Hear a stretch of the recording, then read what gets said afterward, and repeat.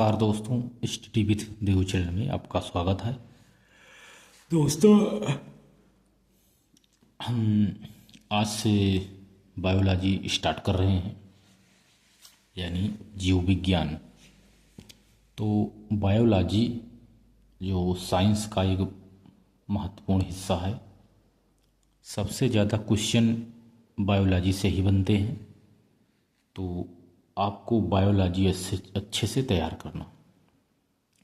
हम डायरेक्ट दोस्तों शुरू करते हैं क्लास, और इम्पोर्टेंट आपको हम पढ़ाएंगे। तो जैसे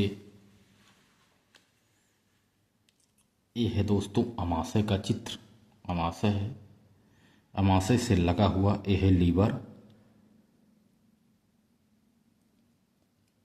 और यह है पित्ताशय दोस्त, और ये है दोस्तों अमाशय। ये है ग्रास नलियाँ। ग्रास नलियों में भोजन का कोई पाचन नहीं होता है। जिसे मुख है, यानी लार। लार से टाइलिन नामक एंजाइम निकलता है, जिससे कार्बोहाइड्रेट का पाचन होता है। इसके बाद लार से लाइसोजाइम भी निकलता है, यह एक एंटी बैक्टीरियल है। तो लार से होते हुए या ग्रास नली से भोजन प्रवेश करता, जहाँ से मुख से हम भोजन करते हैं। मुख के बाद यह ग्रास नली में होते हुए यह अमाशय में प्रवेश करता है। जब अमाशय में प्रवेश करता है तो अमाशय में भोजन 3 तरह से होता है उसका पाचन। तो अमाशय में एक होता है जठररस, दूसरा हाइड्रोक्लोरिक, तीसरा रेनिन। जठररस जिसे, और एक होता है पेप्सिन। तो पेप्सिन में प्रोटीन का पाचन होता है, और हाइड्रोक्लोरिन में अम्ल का, HCl का। रेनिन से दूध का पाचन, यानी प्रोटीन आदि का पाचन यह करता है।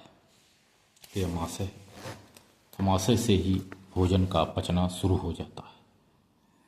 इसके बाद अमाशय से होते हुए यह खाना छोटी आंत में प्रवेश करता है। इसके भी 3 हिस्से हैं, जिसे इरेप्सिन, माल्टेज, फ्रुक्टेज और लैक्टोज। 4 हिस्से हैं। इरेप्सिन से प्रोटीन का पाचन होता है, और माल्टेज, पुक्रेज और लैक्टेज से कार्बोहाइड्रेट का पाचन होता है छोटी आंत से। इसके बाद छोटी आंत से होते हुए भोजन आकर बड़ी आंत में प्रवेश करता है। बड़ी आंत में छोटी आंत और बड़ी आंत जहाँ जुड़े हुए हैं, इसको अपेंडिक्स कहते हैं। तो हमने यहाँ बताया दोस्तों, ये है जो अमाशय में होते हुए यहाँ पक्वाशय में प्रवेश करता है भोजन अग्नाशय के पास। तो यहाँ भी जैसे लाइपेज, यहाँ से वसा का पाचन होता है। इसके बाद एमाइलेज है, यहाँ कार्बोहाइड्रेट का पाचन होता है। यह तो भोजन के पचाने वाले क्रिया हैं। इसके बाद ट्रिप्सिन, यहाँ भी प्रोटीन का पाचन होता है। ट्रिप्सिन प्रोटीन का पाचन करता है, एमाइलेज कार्बोहाइड्रेट का पाचन करता है, लाइपेज वसा का पाचन करता है। अग्नाशय जो रस है निकलता है अग्नाशय से, उसके बाद पित्तरस भी निकलता है। कुल मिला के यहाँ देखिए, इसके बाद छोटी आंत तक हमने देख लिया कैसे कैसे होता है। उसके बाद खाना जब बड़ी आंत में प्रवेश करता है, तो इसकी बात हम कंटिन्यू करते हैं दोस्तों। खाना जब सीधे मुख से ग्रास नली होते हुए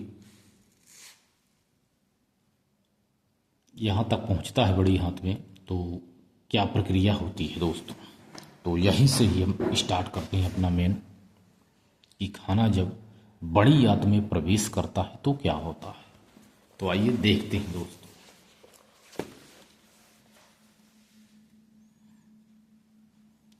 इसके बाद अब शुरू करते हैं बड़ी आंत से। दोस्तों, अनपचा भोजन बड़ी आंत में पहुंचता है, पूरी तरह से उसका पाचन नहीं हुआ होता है। तो अनपचा भोजन बड़ी आंत में पहुंचता है। बड़ी आंत के 3 हिस्से होते हैं। जो बड़ी आंत है, इसके 3 हिस्से होते हैं। सीकम, कोलन, रेक्टम, ये बड़ी आंत के हिस्से हैं। छोटी आंत बड़ी आंत के ही सीकम हिस्से से जुड़ी होती है। जहाँ पर छोटी आंत बड़ी आंत से जुड़ी होती है वह सीकम हिस्सा होता है। इसी जोड़ के पास एपेंडिक्स पाया जाता है। एपेंडिक्स का काम है सेलुलोज नामक कार्बोहाइड्रेट का पाचन करना। यह एपेंडिक्स का काम है। सेलुलोज के पाचन की आवश्यकता उन जानवरों में होती है जो घास या रेशा खाते हैं।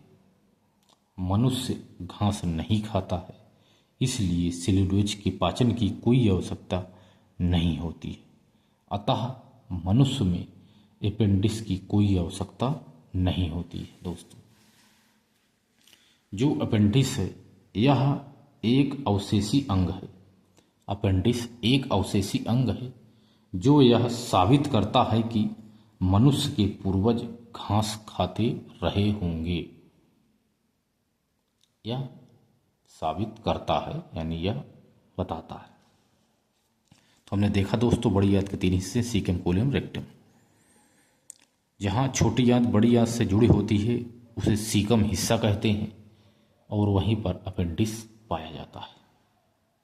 इसके बाद दोस्तों देखते हैं जो अनपचा भोजन है सीकम से होता हुआ कोलन में प्रवेश करता है। सीकम से जाती हुई कोलन में पहुंचता है। कोलन में ई कोलाई नामक बैक्टीरिया होते हैं। कोलन हिस्से में ई कोलाई नामक बैक्टीरिया होते हैं। यहाँ बैक्टीरिया अनपचे भोजन का विघटन कर देता है।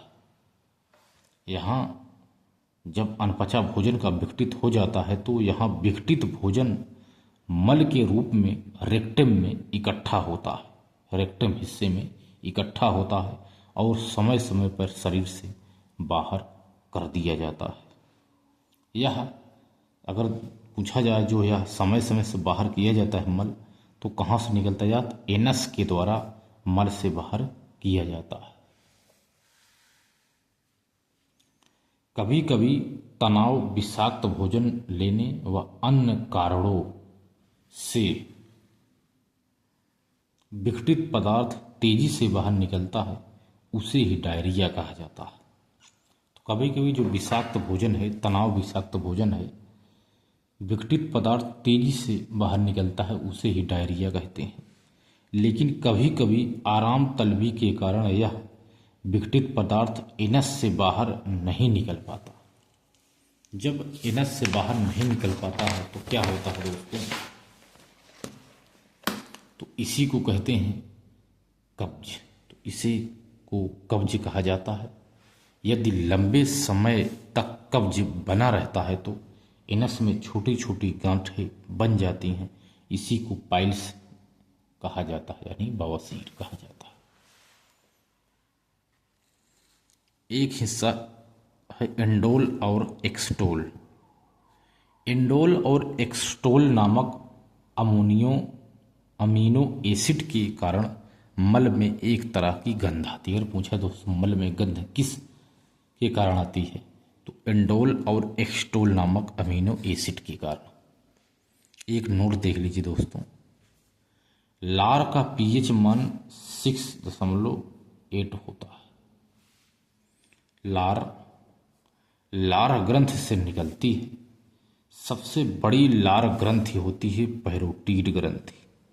सबसे बड़ी लार ग्रंथि पैरोटीड ग्रंथि होती है। यह कान के पीछे पाई जाती है।